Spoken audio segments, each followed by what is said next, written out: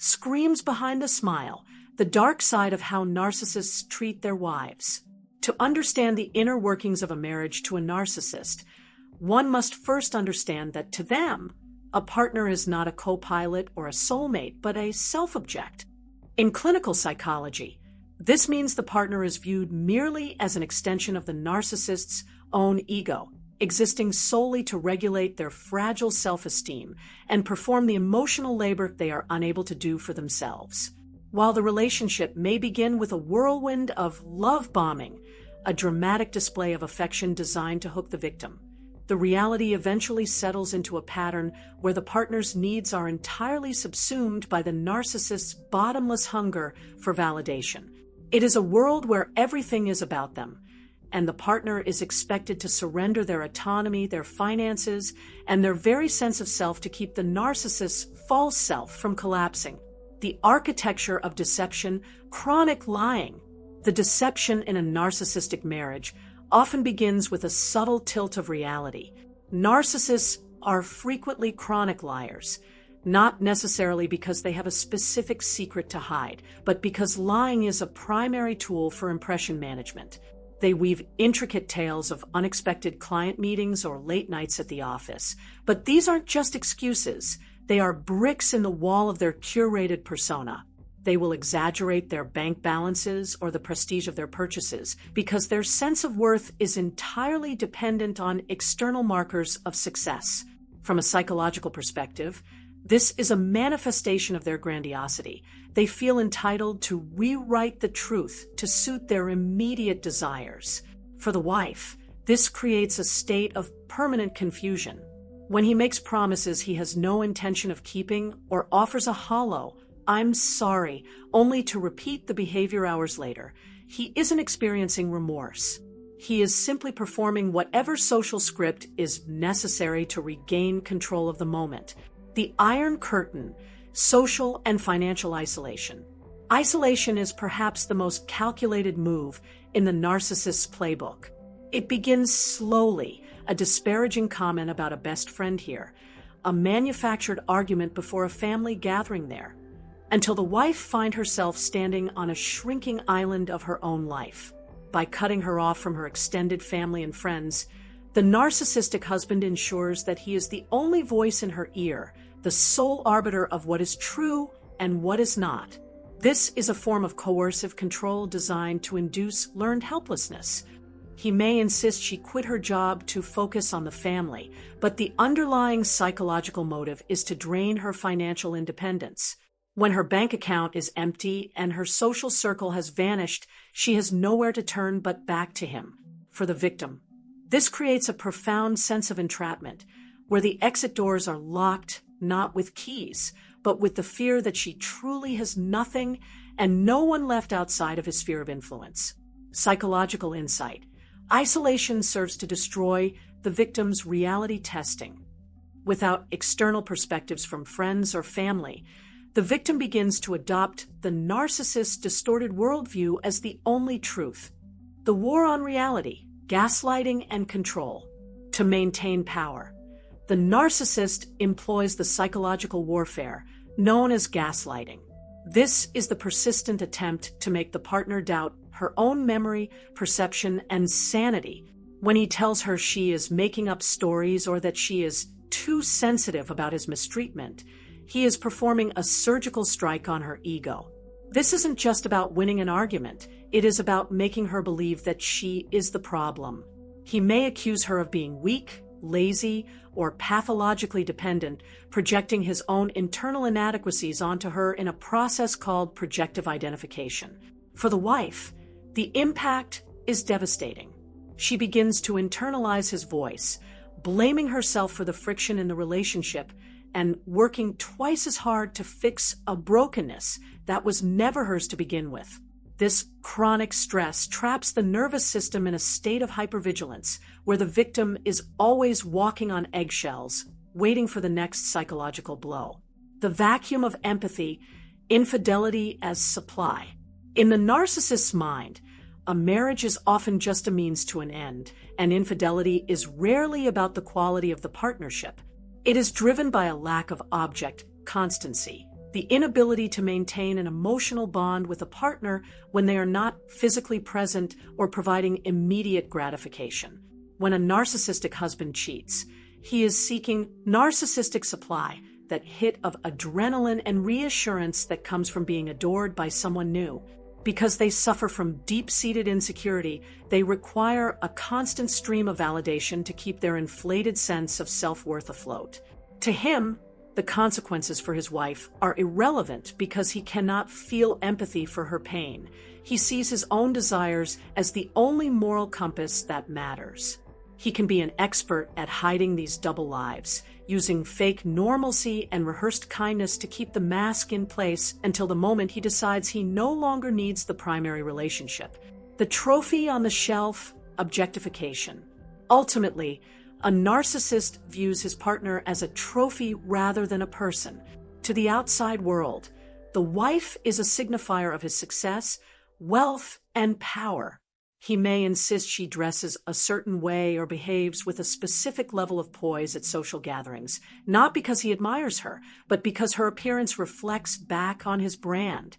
In this dynamic, she is a status symbol, an object to be displayed when it serves his interests and ignored when it does not. This total lack of empathy means he cannot see her as an individual with rights, feelings, or a soul. Healing from this requires the victim to undergo a radical rehumanization of themselves. It involves recognizing that their value was never defined by the narcissist's narrow, utilitarian lens, and that their empathy, the very thing the narcissist exploited, is actually their greatest strength and the key to their eventual recovery. If a narcissistic husband perceives even a faint shadow of imperfection in his wife, be it the natural signs of aging, a tired expression, or a style that doesn't align with his curated image, he will transform from a partner into a meticulous and often cruel stylist. He views his wife not as a sentient human being with her own tastes, but as a priceless possession whose primary function is to serve as a high-definition reflection of his own status. To the narcissist, her beauty is a commodity he owns. Therefore, he feels entitled to exert a suffocating level of control over her personal care routines, dictating everything from the shade of her lipstick to the length of her hair. Psychologically, this is a profound manifestation of objectification, where the wife's humanity is stripped away and she is reduced to an extension of self. Should she misbehave by making a human mistake or asserting her own preferences, he resorts to punitive measures, public shaming, or emotional abandonment. This is designed to trigger annihilation anxiety in the victim, a primitive fear of being discarded that keeps her tethered to his whims. To recover, a woman must begin the slow process of reclaiming her bodily autonomy, realizing that her physical self is a sacred home for her soul, not a billboard for his ego. The air in a narcissistic marriage is often thick with the smog of relentless, microscopic criticism. The husband does not find fault to help his wife grow. He finds fault to ensure she stays small. Whether he is attacking her intelligence, her parenting, or her motivations, the goal is always the same: to maintain his entitled sense of superiority while eroding her self-worth. In clinical terms, this is often a form of projective identification, where the narcissist takes his own deeply buried feelings of inadequacy and projects them onto his wife until she begins to believe they are hers. This constant devaluation serves a sinister purpose. It acts as a psychological anchor, making her feel so incompetent and lucky to have him that she would never dream of leaving. Over time, she develops cognitive dissonance, where she second-guesses her own sanity and choices, handing the leadership of her life over to a man who is committed to her destruction.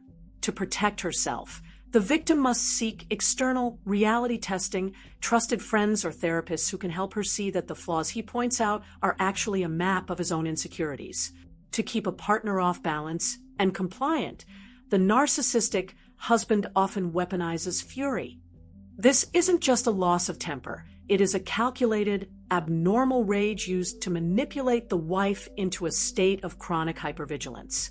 By acting out in unpredictable, threatening ways, He ensures she is too distracted by survival to dispute his dominance.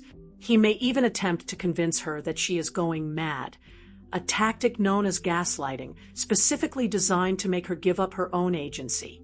When psychological intimidation fails to yield total control, the narcissist may escalate to physical violence to reestablish his right to govern every aspect of her life, from the food she eats to the friends she keeps.